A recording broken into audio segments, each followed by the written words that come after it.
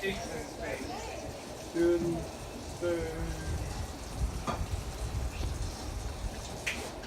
Morton's heard this talk at the Eclipse Festival. You're hearing it again, but super rapid, super high velocity. So the other project I started working on when I was a teenager was, given that life is boisterous and massively consuming of resource, and that we show no signs of slowing that down, there's this, we can either become all, we can't even recycle our plastics, right? Because China stopped accepting them. And so what do? We built a continent out of floating plastic in the ocean. Relaunch Atlantis. Just water bottles. But we're in a pickle, right? So we're going to consume the petrochemical energy sources, and then we're going to start being very good at generating energy other ways. But we keep having babies. This is the problem. And if we actually had a moratorium on babies for a couple of generations, it would drop our population by about a third, take all the pressure off the system. Terence McKenna once asked the mushroom, and I don't know if the mushroom is a good planner for human future, but probably better than anyone else at this point. And the mushroom told Terence, procreate only once. And what the mushroom was saying is that if you have a couple, just have one child.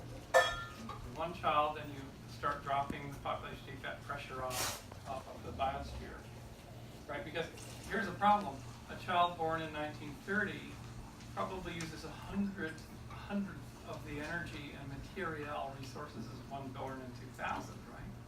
So the impact of every baby born is vastly amplified in our time. They want to take 1,000 airplane trips to exotic places. They want to have 20 generations of cell phones and AR and VR. They want all that stuff, right? The future baby.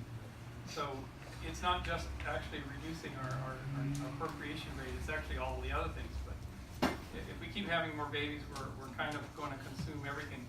A friend of mine had a ski cabin at Lake Arrowhead. This is a good metaphor for you. And he hadn't been there in 2 years.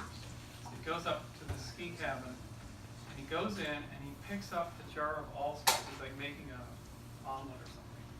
And before he pours the allspice onto his omelet, he notices it's become very granular. So he gets out his loupe, which is a kind of an eyepiece, and he shines the light on it, and he looks, and it's all beetle bodies. It's all like desiccated beetle bodies. So beetles have gotten into the allspice and converted it to beetle bodies, dried out beetle carcasses, and gas probably coming out. And he's like, well, that's a metaphor. So, or it could be like Wall-E or something. So I thought of that, and I started working on, okay, then the biosphere in this very messy birth process has to replicate itself. This is the whole deal, right? That we are the reproductive organs. And we just love to replicate and consume stuff, so we've got to extend the reach of the biosphere. And this was the vision that humanity had in 1952 for doing this. This is Werner von Braun, who developed the German V2 rocket in a collaboration with Collier's magazine and this fantastic artist, who I've forgotten the name of, Chesley Bonestop. It's a good old-fashioned name. This is what they thought that would be in 1952. There would be this rotating space station, these winged spacecraft, construction in space, and then this is 1954. Can we get to Mars?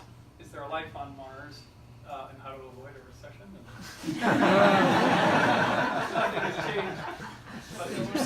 But you'll notice, look at the tank. There's all these, for some reason, all these tanker craft. Tanker craft, like that's, oh, okay, why did he put them there? So, 1968, this is how we saw our future in space in 2001, The Space Odyssey. Right? And so when I was seeing this as a trippy 11-year-old kid in like 1971, when I saw this movie, my little trippy brain was looking at that Pan Am shuttle and saying, if that shuttle, there's a cargo version of that shuttle and it has cargo bay doors, it doesn't have these just seats in it, that's too small to carry these trusses. And then I was doing the calculation of how many trusses there are, and what about these base block units? What about all this? Like, oh oh my God, it was all done by heavy lift. So then my brain was computing this payload shot out to be this big, and I thought, it's 10,000 launches to build this Hilton hotel, right? No one would pay for this. This is implausible. So I was like, everyone else was on acid watching this movie. I was like, this is implausible. That's true enough.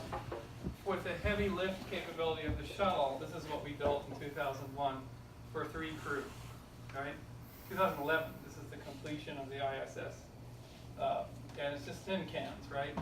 There's the shuttle, and these little tin cans can fit in the cargo bay, and there's the arm, and these things unfold, and this is all we could do. That's roughly to scale. So there's a problem. So how Hollow did this amazing thing in 1969 was it launched a vast amount of fuel from Earth, lifting it and burning it up in the process to put a very, very small amount of mass onto the lunar surface and return a very tiny amount of mass, the 3 unshaven, smelly guys back to the Earth's surface. And this is Apollo 17, my favorite mission, with Jack Schmitt driving the lunar buggy. And in The Martian, the vision for The Martian in 2015, they have this, again, tin can type, great big thingamajig built by tons and tons of launches. They don't really even show the fuel anywhere, but it would actually need huge envelopes of water and a fabric structure to protect the crew from radiation. Elon doesn't have a clue what he's talking about in his pronouncements on Mars, and it tends to be very annoying. Fighting words. Fighting words. On a good day. And if he started funding, I'd be like, seeing these phrases. But this is how not to go to Mars, right? You land a huge thing, you put a huge amount of infrastructure there that then fails to work, right? Because of the Martian dust, because of perchlorates, because of all the other problems of working on a planetary or lunar surface, and the whole thing just blows to smithereens, which it did for Matt Damon. You cannot use your shit to grow potatoes in lunar soil because of the perchlorates that are there. The surface of Mars is a sterilizing environment. It's just a horrific environment. Can't be terraformed. I mean, it's a massive sink. But, you know, there's the new space. There's Elon. He probably won't call me back ever. Probably somebody here from SpaceX's board. So there's Bigelow with his inflatables, right? So you put these things together. There's a reusable rocket, semi-reusable system, and Elon, and it's really just another government contract. There's not that much innovation, really. But Elon wants to send this great big gumdrop to Mars, but there's a lot of things missing. But we'll go and we've provided him a solution. So here is me in 1980 doing a talk about the coming shuttle program, informing our tiny community college in Canada about, I built toothpick models of solar power satellites and things like this. So this is my article in the local newspaper when I was in high school about asteroid mining. Here's a solar sail thing, and here's a thingamajig, and so I forgot that I'd even done any of these things. You know, I found them years ago, and here's my mass driver thingamajig solution for the Space Studies Institute. And I sent a lot of this off to NASA and got these polite letters back.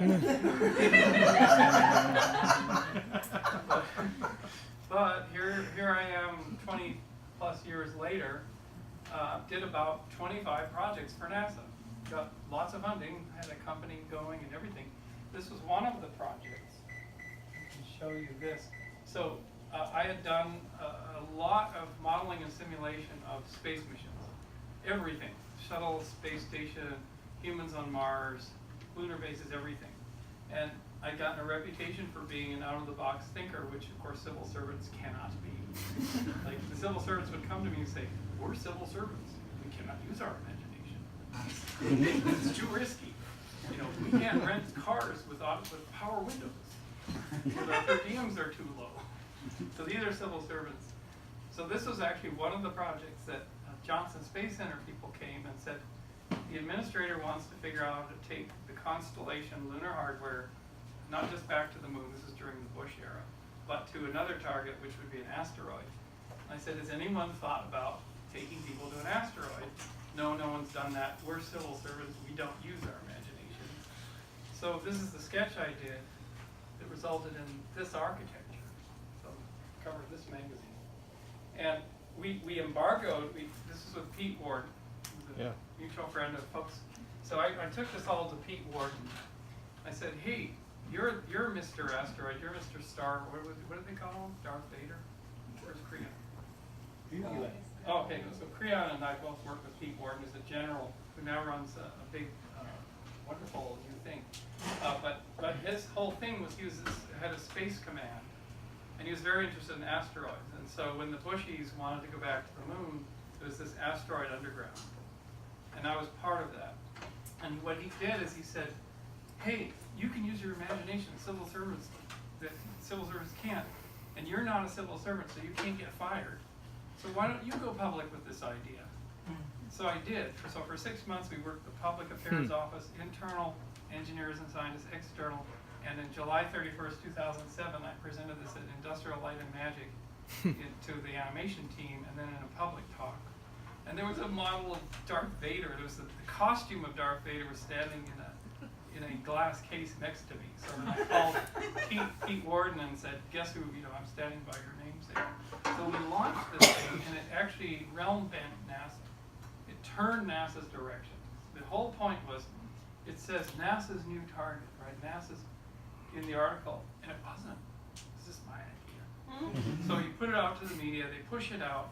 There's no brain, there's no forebrain that's operating an agency, right? That's a myth. So everyone just assumed it was. So Mars got their proposals together, and they saw their hardware. Look, there's Orion. Oh my God! This is so all these workshops started happening, and then when Obama was elected, then NEOs became a target for science and everything. It worked. So this is a bit of a side story. What I'm working on now is the Mars 2020 landing site. So here's Mars 2020. It's effectively a copy of Curiosity. Weighs 1,600 pounds, comes down on that sky crane. And it's purportedly to look for evidence for past life on Mars. And we have our final site selection meeting in October. So we have three candidate sites that are excellent sites. One is Columbia Hills, where we know we found an old Yellowstone. In fact, I can show you so the Spirit rover ended its mission at Columbia Hills, and it was dragging a bum wheel through the soil, acting as a trencher. And it turned up white powder. That was opaline silica, just like you'd find at Yellowstone. And then they realized we are standing on an old Yellowstone. And Yellowstone, hot springs, as you saw in the previous talk, preserve evidence for past life extremely well. Silica is like the #1 preserving agent. And this is from Spirit's camera. These look surprisingly like what are called land corals in New Zealand. The Maori call them land corals, and they're little bumpy nodular, I found them all over the place, and they're biologically influenced centers. You find them in Chile, you find them in New Zealand, and so it looks like we're running over top of a hot spring. And so but we have a rover that's sitting there that's out of order, and geologists wouldn't like to go back there because they already sampled that site. They want more samples, but so we're in a kind of a last minute way of justifying where do we land on Mars. Asteroid mining. So going back to my original vision of, well, how do you get out into space? Use the stepping stones that are already there, which is not planetary surfaces. Very costly and huge buffers, but pristine asteroids. Because as you saw in the previous talk, we may have been made from those molecules coming in on an asteroid material and concentrating in pools. We're made out of star stuff. To quote Carl Sagan, we're made out of asteroid stuff. And recent years, there were these strange ventures that popped up, funded by billionaires and populated by people who didn't have a clue what they were talking about, who would talk about asteroid mining, right? Look at this one with a cable around that. Look at that. How you're bolting buildings onto something that has no gravity. You're trying to do granular flow between. What are you doing? This is absolutely. So Peter Janiskins, who we work with at SETI Institute, basically when he sees pictures like this, is like he's the world's leading asteroid astronomer. He studies them as they break up in the atmosphere. He collects them if they bounce off your carport. you know, all those sorts of things. And he said no one ever came to me as an expert in asteroids or meteors. This is all complete fantasy. You know, there's a lot of this out there. So asteroids are often just consolidated rubble piles. So if you put tension on them like this, stuff is coming off, destroying your spacecraft pretty much instantly. Just ridiculous. So no way, no go. You know, it's amazing. So I was working on this problem for years, and I come up with this idea: if we can get a fabric structure around an asteroid that has volatiles, has water ice in it, and other volatiles, we can then take the gases out of it, fill tanks, and use somehow the asteroid to move itself. But you'll notice in here I had these gantries, like I had a connection with, here's the fabric structure, and here's the asteroid, and we somehow bolted onto it, the no-no kind of territory. And so I then was at a conference called Contact, and some of you in this room have been to the Contact conferences. And I was showing, there was this skinny guy with no badge who was a replacement speaker. This is 2014. And I said, hey, what do you do? He said, I work at SETI Institute. I said, hey, here's my design for a fabric encapsulated asteroid. He looked at it and said, that'll never work. I thought, uh-oh. And I said, who are you? I'm Peter Janiskins. I'm an asteroid astronomer, and blah, blah, blah. I thought I'm busted. You know, it's been falsified. And he said, let's go to lunch. So we had a bowl of clam chowder, and at the end of the bowl of clam chowder, he said, I figured out how to make it work. We bring the gas to the asteroid. We don't touch it. We leave it inside the enclosure. And we use the gas to stop its tumbling and to then move it, to change its delta V, like a sailing ship in space. And he then contacted this fellow, Julian Knott, who lives in Santa Barbara, and he's the world's greatest balloon designer. Right? He designed the Red Bull balloon and all this. His cabins and balloon designs are in the Smithsonian. So for about 5 weeks, I would do drawings like this and send them to Julian, and he would call me and said it won't work. And then finally we nailed it. And here it is. And here's the most audacious spacecraft design of the 21st century. So here we are. We've extended our Vectron balloon fabric. We're in station keeping. We're scanning the asteroid with a LiDAR. This is sped up vastly. This would take a month, right? And these things rotate at once a second. We push our little air beam interior pieces to closure around this, basically a set of curtain rods. And then we introduce xenon gas, about 1/10 of an atmosphere, which we computed for this object would take 24 hours to stop it from spinning through the friction with the gas. Now it would couple into the spacecraft, which would start spinning. And then we use the same ductwork and solar power on the outside to introduce basically a 1 Newton or sub-Newton force to push the asteroid. It'll rotate like a sailing ship, the least presenting surface, and we can change the delta V. We can move them all over the solar system. So here's was the first mission that NASA had commissioned, which we applied for money, about $500,000 for. It's called the AARM Asteroid Redirect Mission. What size? What size asteroid? That might be 10, 20 meters, but it's scale independent. You could do it with a little one. So the early prototype flights might be something like a golf ball size.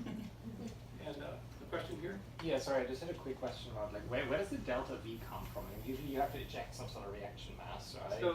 So the delta V literally is solar collectors on the outside running pumps that are pushing against the asteroid, and then you have to push the equal thrust on the solar electric propulsion on the whole spacecraft frame. So you're pushing on the inside, but you have to counteract it with the pushing that you're doing on the outside. So you're burning up xenon to space. Oh, okay. But then you're changing the delta V. Once you run out of xenon, if this thing has volatiles in it, you just pull the volatiles and just continue using the volatiles. The xenon's a primary. Okay. So that's so this is delivery of a asteroid to lunar orbit for then geologists to go and sample. Pristine sampling mission. That was the objective of the AARM, which was canceled. The program was canceled. And we applied for it. So really cool. How cool is this? Yes.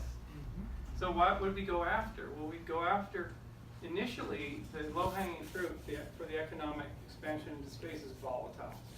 water, methane, CO2 in large quantity, because that's what the Saturn V rocket was mostly lifting to get to the moon. So here's the Rosetta comet, which we wouldn't go after because the jets would just destroy everything in their path. But this is a wet NEO. This is a rocky asteroid that has some water coming off of it. It's probably an outer solar system thing that's just temporarily in the Mars orbit area. This is a nickel-iron asteroid, and mostly just metals. This is in the at the Rose Center Planetarium. So, application number one. We'll go through all our applications, and application number one is volatiles. So here's a great big, messy, wet NEO with ice and rock in it, and we're just literally heating the interior. And the way we'd heat the interior is to have basically an absorbent black canopy, and on one side of it you rotate it sunward and you will heat the gas in the interior. You want to cool it, you rotate the whole craft the other way to make it more reflective. So you can capture thermal energy as you capture electrical energy. So all of this stuff is going through ductwork, through this cold plate technology, and you're just getting your hydrogen, oxygen. You're getting your volatiles now as liquids. And then you spend the mission time cracking them apart into hydrogen and oxygen through electrolysis. Second application came from a Texas lawyer. You know, anything about mining always comes from somebody from Texas. So it's this crazy Texas lawyer in space, and he said, "Y'all don't know about the Mond process?" I said, "Well, no. What is that?" He said, Pierre Mond in 1890 took a block of nickel, stuck it in a vacuum tube, and ran an electric current across it, and he could pull the nickel ions out and plate them in 3 dimensions to make precision parts. And it's called electroforming. It's a type of manufacture. Electroplating uses a liquid. That's how cars have nickel on their bumpers. Electroforming can do it in 3 space. So you could do this, maybe you could do the same kind of trick and make a large part in space. Scale independent, made of nickel and iron atoms. This is my favorite. This is the Biosphere variant. So instead of melting your asteroid and sublimating all the volatiles off, just melt it to a droplet. And you end up with a rocky core, and there's our trout farm or whatever it is. But you could build a viable biosphere here. And because it's a fabric structure, not a metal structure, you don't have the radiation issues that are going to be a problem. There's an inflatable attached to the ISS now. It's actually safer in the high radiation event. It's this fabric. It's a safer habitat. Sorry, why is it safer? Because usually when the cosmic rays they're going through part of the ISS, they're just broken apart by all the metal, and then the subcomponents are the toxic. So it's now, of course, outside the Van Allen radiation belt, you have another situation, but you could pick Earth's Terran biota that was very high tolerant of those environments. So going through the cloth, it just shoots through and doesn't interact? Doesn't interact. So it's sort of like, this is like one of those detectors of a big ocean. But are you getting cascades off the meteor in the middle? Yeah, you will get cascades off. Might increase your rate of evolution. So what would then be the lifespan of fabric cover? Pretty long. So for instance, ECHO, NASA launched 2 inflatable spacecraft in 1960 and 61 called ECHO. And they were, I think they re-entered in 1969.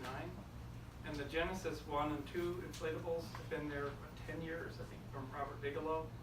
No puncturing, nothing. And they're in low Earth orbit where all the junk is. So basically, there's a space debris problem. It's not a big issue. It's not going to be a high probability of losing this. And the material will just go forever. So according to Julian, it's not rocket science for some reason. So here's the architecture. We go out, we want to go to Mars. So we go out and we catch this rocky, icy target, which is a prospector mission has found earlier. It's just like the mining business. You get a claim on that and then developing something. As you're bringing this to Mars, you're pulling all the resources out of it. When you have full tanks in the orbit of Mars, you launch your human craft.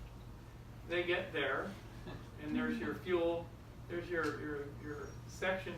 You pull off the empty, just like a CO2 canister for your soda stream. And you put the full one on, and then this empty goes back to get filled again, because it's just continuously extracting. Then you have a fantastic architecture, because you have water and fuel to visit many places on Mars with a lander. Not trying to build a freaking base, which is totally nonsense and doesn't do good science either, because all your assets are in one place. And so you just have it, and you have your return fuel here. And you have a clean and safe environment to live in, rather than trying to live on the surface of Mars, which is kind of a non-starter. So it's a totally new way to go to Mars.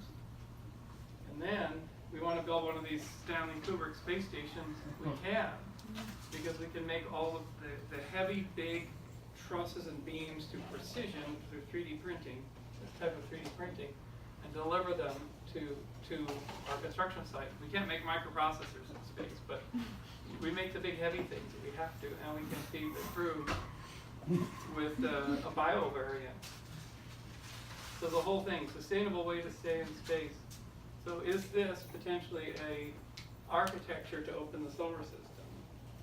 So you have all of your targets, all of your fuel and bio and mineral delivery contracts, delivering stuff to service crews, to build shit, to do all this sort of stuff, to refuel spacecraft, and you go way out into the outer solar system. If there's a planet killer headed for the Earth, you could just use a scaled up version of Shepard to just gently change its orbit. No need to blow it up and have guys with jackhammers standing there. So to conclude the talk, this was me in 1980, 81, and von Braun was asking, can we get to Mars, or is there a Mars? Nothing changes. I say we can go to Mars, just for a few $1 billion instead of 25 cents. But and this is actually I just found this the other day. It's like this is an evaluation from our proposal to NASA in 2015. It was great. I hadn't really read it properly. It said the strong relevance to the system of the BAA, which is their broad agency announcement. It's novel to this mission. No other concept, including keeping an asteroid in a pressurized container. It has much lower impact force than these. So this is great. Like, smart people reviewed this thing, and we got we got overall rating of good. We got, of course, got super low TRL, which is technology readiness level. SEALs seem underfunded. They're not funded at all. You know, that could be an X prize. You know, et cetera, et cetera, et cetera. But it was brand new, because I asked Peter Janiskin, this is a new idea. He said, this is totally new. Now, what I want to suggest to you, and there's the paper that was published. Oh, and here are the fellows that could develop it. Yes, people are now telling me go see Jeff Bezos because he's spending his own money, and his stock in Amazon is going to be worth $300 billion. So he can do what he wants. So I last met him at TED 1997. This is embarrassing. So TED 97 is this little balding guy, Louis Rossetto, who published a magazine called Wired, which I don't know if it's still around. And he took me over to this balding little guy and said, "Oh, Bruce is doing virtual worlds and stuff that wasn't kind of wacky at the time." And I said, "Well, I'm doing avatars and virtual worlds. And what are you working on?" And this balding guy said, "I'm starting an online bookstore." I said, "Well, aren't there bookstores already? And are you late to the game? And, and what are you going to call it?" He said, "I'm going to call it Amazon.com." I said, "Why would you call an online bookstore Amazon.com?" So that was the last time.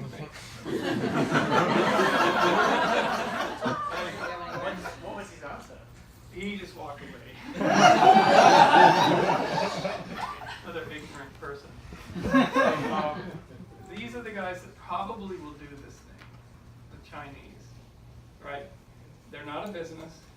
They're depending on federal funds. They're not some guy with deep pockets.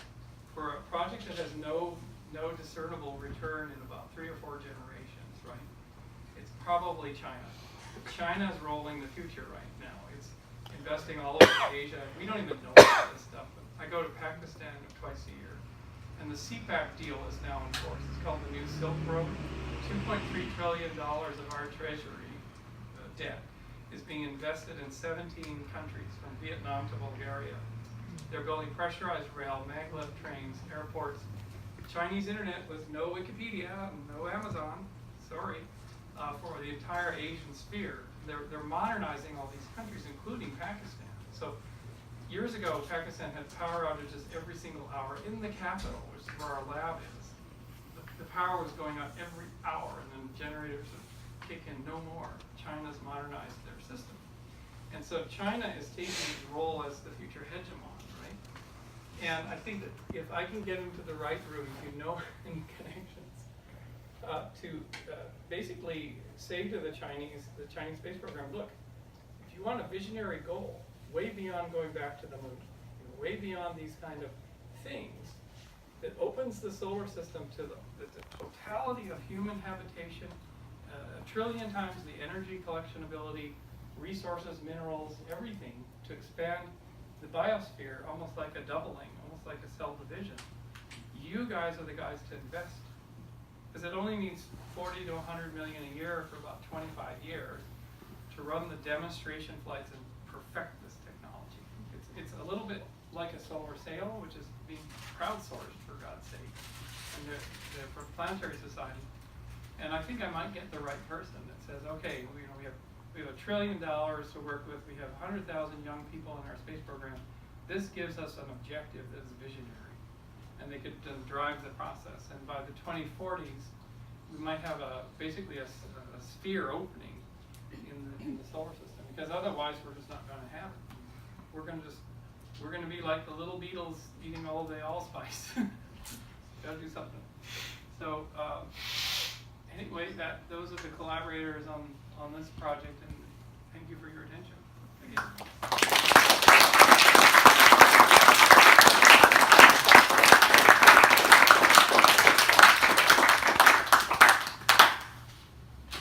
Oh, last point. I woke up from a dream. I'm a very dreamy person. Last April of last year, and I had this vision.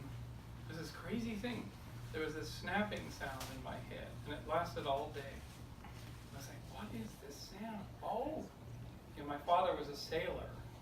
This is the sound of a sail going from a luffing state, where it's the bow of the boat is pointed into the wind, to a full state when the wind catches. Now you can tack back and forth. I was hearing this sound for like a day, and I went into sort of my usual reverie phase of, what is this? Oh, this is Shepherd working. This is Shepherd flying, and this is the sound of the first filling of the enclosure. I said, what do I do with this? What do I do with this information? It's like, who knows when it is, 2045 or 2055. It works, right? It worked. I'm getting this echo from the future. So that's the ticket. I'll send the sound back to the little progenies, the little protocells that are struggling against, the degradation of the Hadean environment to lift robust life. Say, guys, guess what? This worked. The planet didn't die, it didn't go out of the habitable zone like Mars. It like complex life emerged, and it wasn't always totally self-centered.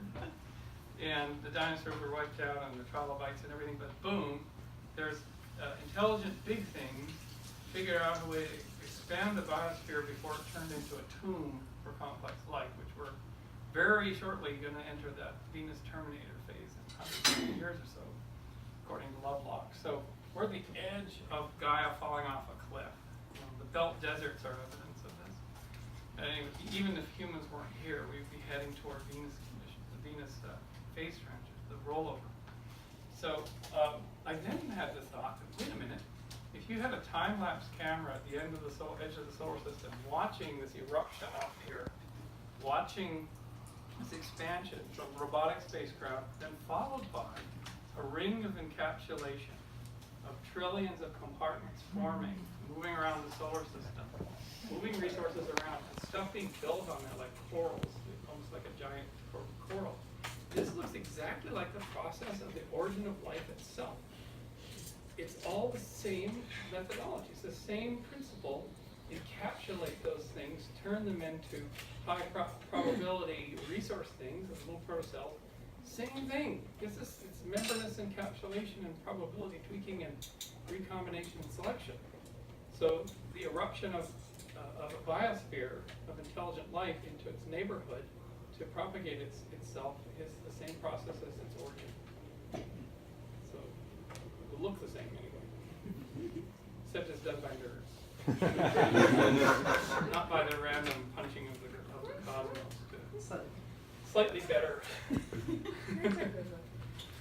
So that is the end of my two tales that seem to link together at the end. Thank you.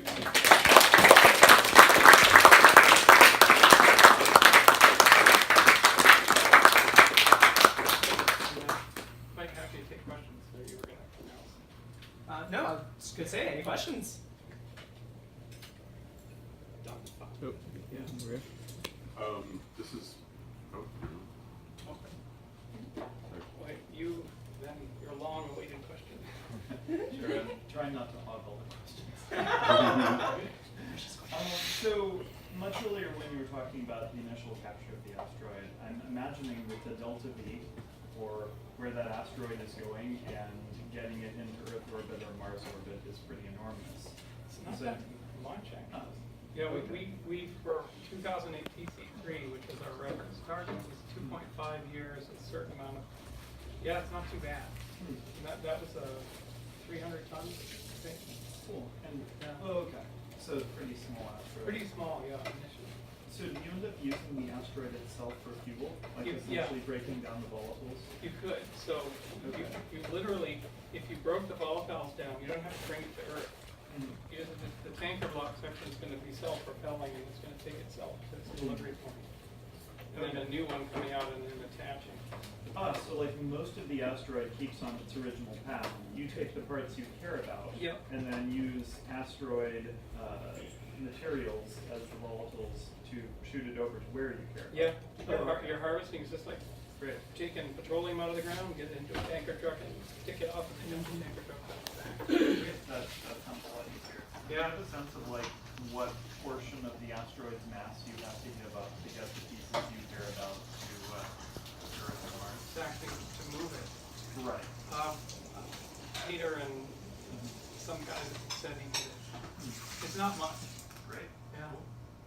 For that delta V, there's no resistance.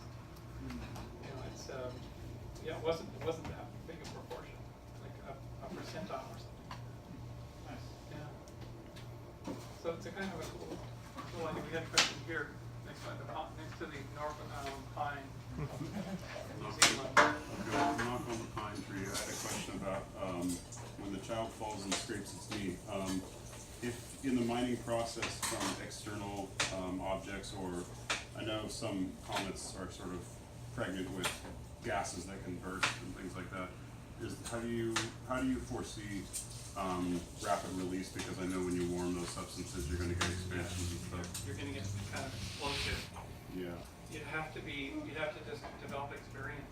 Okay. So for instance, for a comet, which is just too much volatile, you probably wouldn't go for something coming from the Oort cloud or something, because this thing is just going to blow you to smithereens. But these things we're at the snow line. It's called the snow line, and it's where ice is stable. It's up past Mars, but slightly into Mars, and even between Mars and Earth, there are icy objects that are a proportion of ice that have a crust on it that protects the volatile. So if you encapsulate one of those, a small one, it would start to basically blow that crust off. But all this stuff is moving really slowly. So pebbles and stuff that comes off, and it's going to come and it's going to bounce off the fabric. It's not really going to be it's not going to be a high velocity event, but it has to be guesswork. Do you have an idea about should the fabric puncture for any reason? What's the method of fixing it, or is that way down the line kind of question? There are methods. So for instance, Julian and his team developed for a certain problem in ballooning. When a rancher decides to take a shot, right? So they got a rifle and somebody shoots through the balloon. You know, because you don't want a completely catastrophic failure. So there's actually fabric that self-seals. So as the pressure starts to move through it, it kind of liquefies between the layers and it will self-seal. Wow. Yeah, this is all and that seal closure solution, which is non-trivial, and I invite any of you to take this on. You're taking fabric that's this diameter and you're pulling it down to a plug that might be this diameter. It's folded and folded and folded and folded. And that self-sealing fabric would be used by a winding mechanism with Vectran ropes that pulls a ball and ratchet motor, goes click, click, click, click, and gets super tight. And we'll according to Julian, we'll make a seal work. But that's one of the great challenges of this, because if we're losing gas, if we're losing xenon to space, then we lose our system. If we're losing gas after the volatiles are being extracted, it's not a big deal, because there's going to be so much material coming on. And we have to be able to open the enclosure too. So if the enclosure gets full of pebbles and dust and it's so turbid we can't even run a LiDAR, we can't track where it is, right? We just crack the seal, open it up, and let all that material get washed out to space, vacuum, and then reclose it and put new gas in it. But that'd have to be tested too. So we propose, we have this plan, 2-3 million a year for vacuum chamber testing with an enclosure hung in a vacuum chamber. And then payloads of opportunity where you launch a really small one, like the Planetary Society Solar Sail, into low Earth orbit. So the one that's this big. So the enclosure is this big, and we release like a piece of asteroid material. Let it float off, half a mile, and then try to get it. And then the future fetch missions, which this is all dog metaphors because we call it shepherd. Different types of dogs that are good fetchers would be used as the code names. And you would release a bag of trash from the ISS, just a glad bag of trash, and then have fetch go and get it and bring it back, and the station arm would grab it. And then you go for Trojan objects. You go for things that are orbiting, that are known objects that are orbiting front of the bow and stern of the Earth's orbit. And go bring one of those back for science to the ISS. They pick it up, and then, this is the story. Okay, this is a burner crowd, right? Okay, your burner. Huh? You're good. Say, no one here with Lockheed Martin or the DoD? Okay. This is microphone. So Burning Man 2005, there was the Katrina hurricane that was coming in. So one of our guys who does stuff for the Pentagon said, shit, we gotta track this thing. And he just worked in the Bande Aceh tsunami, and he worked in Afghanistan and Iraq, and he came to the flying. He was like super fast. But he developed rescue techniques. So we took over the satellite. And I said, well, doesn't it belong to somebody? I said, no, we use it. Get through the back door, take it offline. Someone called from Space Command, probably like Pete, well, it wasn't Pete Ward, he was already fired from there. But somebody called Admiral Lynn Wells. Admiral Wells, we're sitting in our colo, in our shipping container. We've just taken over this satellite. I don't know what it is, a keyhole satellite or something. We've just taken it offline. And so Wells is on the Iridium phone saying, Dave, I'm going to ask you a question, and I order you not to answer it. I ask, you don't answer, because Wells was, so he didn't have to deny an order. Sort of a middle ground. Don't answer, so then he couldn't find information, and so he covered for Dave, because he knew Dave was taking over this national asset to do something. Because the White House was incompetent, we still are. Or shall ever be, to track Katrina. So we could then go back to tracking Katrina, and we could see people walking on the streets, and we could see the eye wall coming over. And Joan Baez came by the camp, because we put signs up all over Center Camp saying, if you live in the following parishes, from the city of New Orleans, or you're in Mobile, or you're in Biloxi, whatever, report back to Media Mecca. So people did, and we like, here, take a look. This is what's happening. There's no cell phone service or anything. We had better information in the White House. And so we did this and did this and did this, and then Dave, are you like continuously running? Are you continuously tracking? Oh yeah. Well then you're burning all the hydrazine off. Like the fuel, the positioning, like we're burning this thing up. We're gonna like completely leave it as trash, by the end of the playa. There was a concert held for New Orleans led by Joan Baez and David Best on his bus. that became, and I handed out a jug to collect $30,000 in cash, which we gave away to people who lived there because they didn't have bank access to their banks, they couldn't get home. That became an organization called Burners Without Borders. It's still going. I still have the sign in our house, like concert at the temple for New Orleans. But then it occurred to me, I have a friend at Lockheed Martin, and she'll never know this, who said, we're working on the James Webb Telescope, and he's developing the cameras for when it unfurls its parasol. It's a fantastic telescope. It's going to show us the ignition of the cosmos, for God's sake. The ionization event. Amazing thing, the greatest achievement of human beings in some ways. See where we came from. Anyway, so he was saying, oh, there's this problem with this new satellite that died in around this time. I'm like, ooh. And he said, your shepherd idea could actually service it. So he said, well, you go out, you enclose it, and you introduce an Earth atmosphere. It's tumbling. It has nothing's working on it, right? They just lost it. And you stabilize it, and then move it with gas pressure, move it into low Earth orbit, and then a crew in Dragon could come up without spacesuits, dock with the docking port, and the guys would be wearing their pajamas or tank tops, gals too, make for very good video.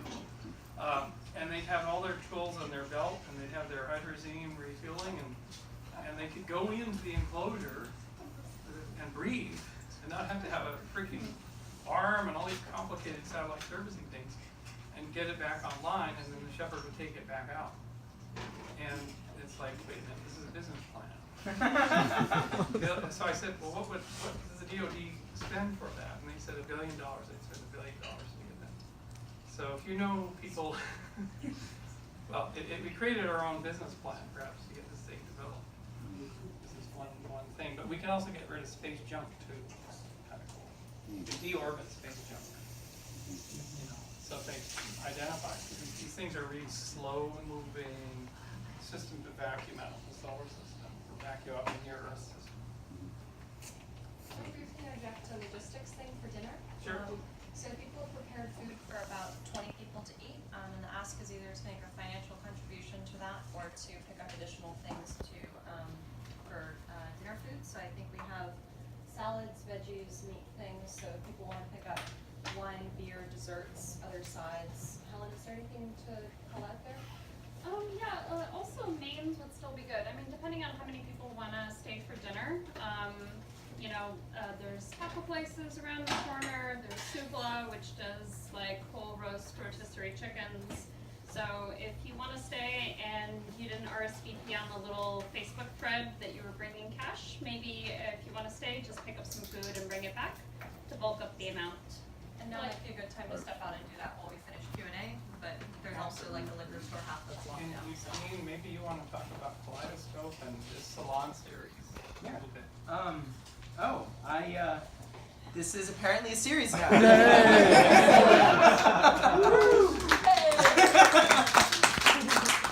So I mean, clearly this is an amazing space full of amazing people, and we can attract lots of amazing people to come and hang out and talk about some great ideas and power this probability engine, make some interesting and improbable things happen. If you have good ideas for someone you want to come bring to talk, or an idea you want to talk about, talk to, first off, everyone who lives here at Kaleidoscope.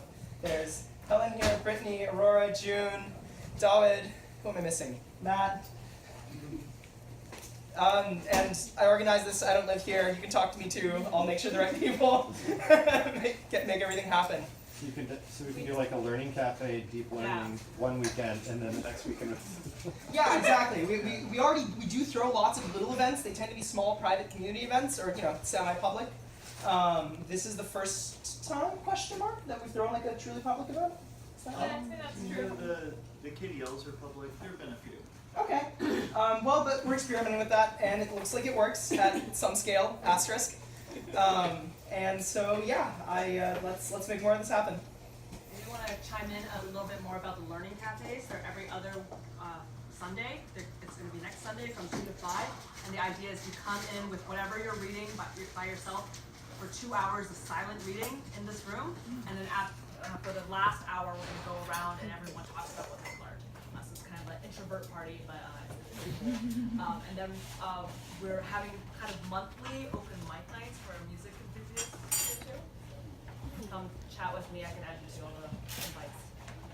Separately, if you have any interest in AI, Helen and I run a semi-regular deep learning lecture series on Sunday afternoons. It's often back-to-back with Learning Cafes, so you have a whole day of learning. One for your brain, one for the AI. On a wide variety of topics. We often have leaders in various areas of AI research and CEOs of AI companies come and talk about their work. So industry? If you're indeed, it's a challenge to find them all. But if you're interested in getting on the list for that, come find me and I will add you. Great. That's it for announcements. Helen, did you have any? No, I think that was it. We should give you a humongous round of applause.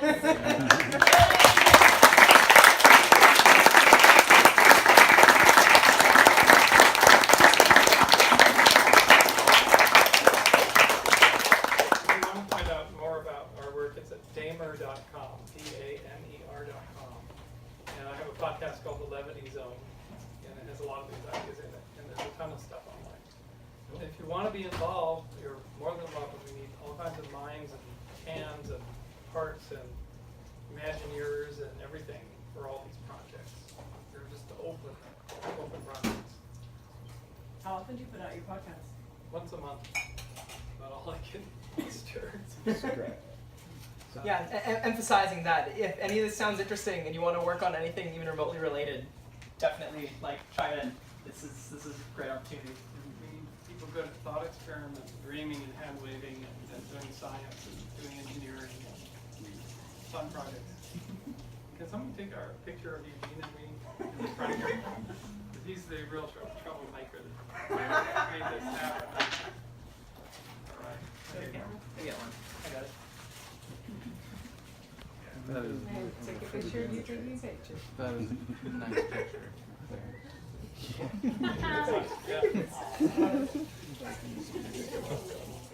How are you?